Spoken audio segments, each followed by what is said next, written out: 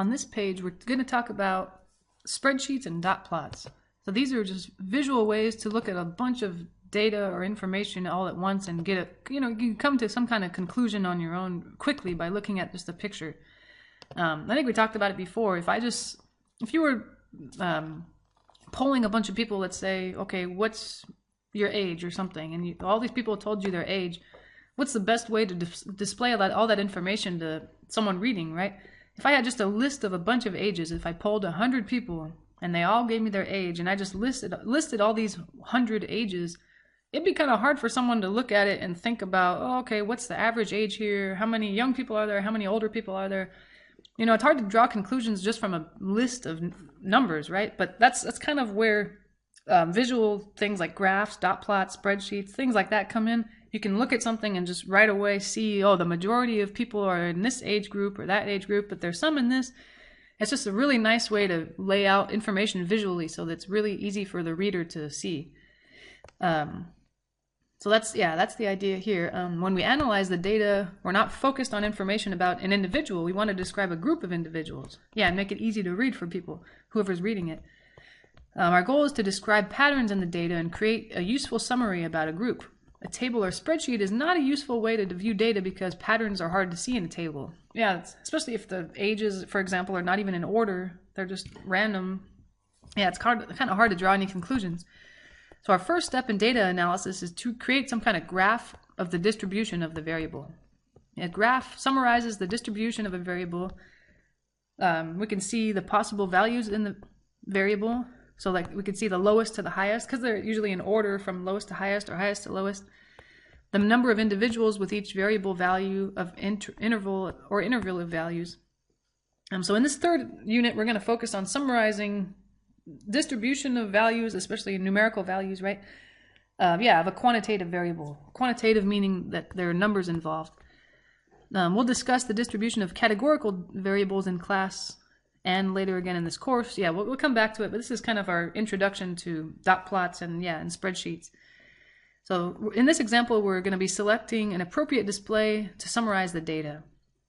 So I think at first this might be kind of different and maybe difficult for students, but I think the more times you do this, the easier it'll get.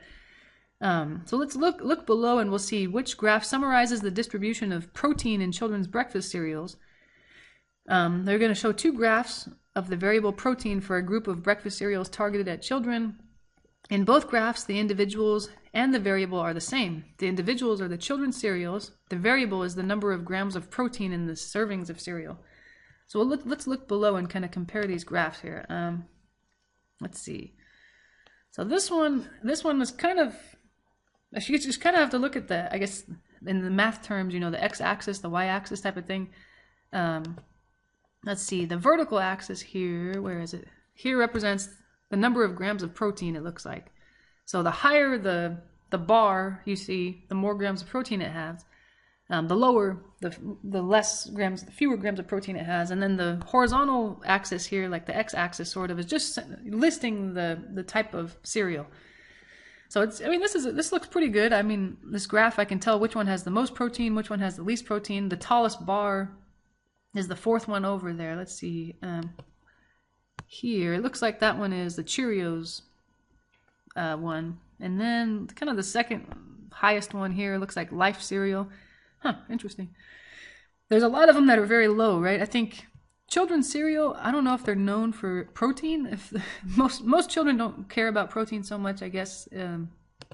Maybe their parents do, but a lot of these have very little protein. Look at all these little guys here. They're very short, and this guy is short. Apple Jack. So I think really in a kid's mind, the more sugar, the better. The protein, who cares? Fiber, who cares? I don't really care about that. I just want it to taste good. But I guess it would be good for parents if it was good for you, and kids if it tasted good. That's probably nice. Okay. So in this graph, it's a special kind of graph. They call it a case value graph. They have it highlighted here. Case value graph. So that it shows in the graph all the names of the individuals. You can see the names of the individual cereals and the amount of protein in each serving of cereal.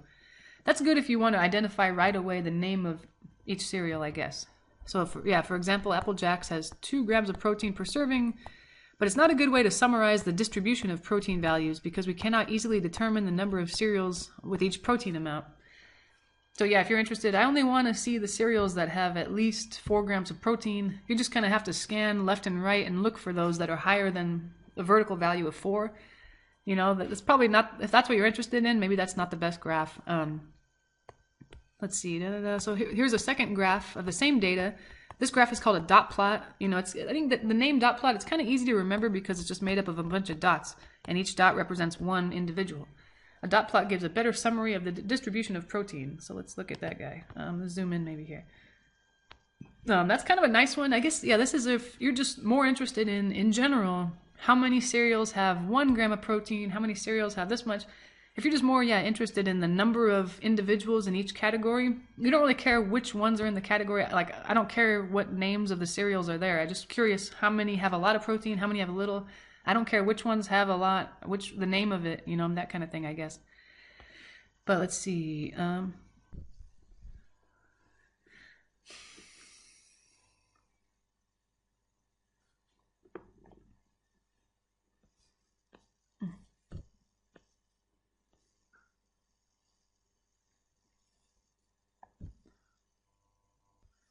So from this dot plot, we can easily describe the distribution of protein. Here are some observations about this distribution. First, the amount of protein in a serving varies from 1 to 6 grams. So because you can see on the horizontal axis, the very lowest value of cereal is at 1.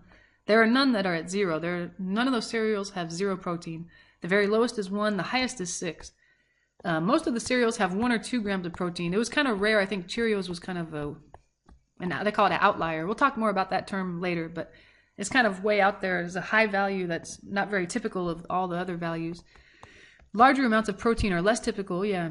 1 cereal has 6 grams of protein. This much protein is unusual for this group of children's cereals. I think that's fair to say. These observations are a good summary of the data.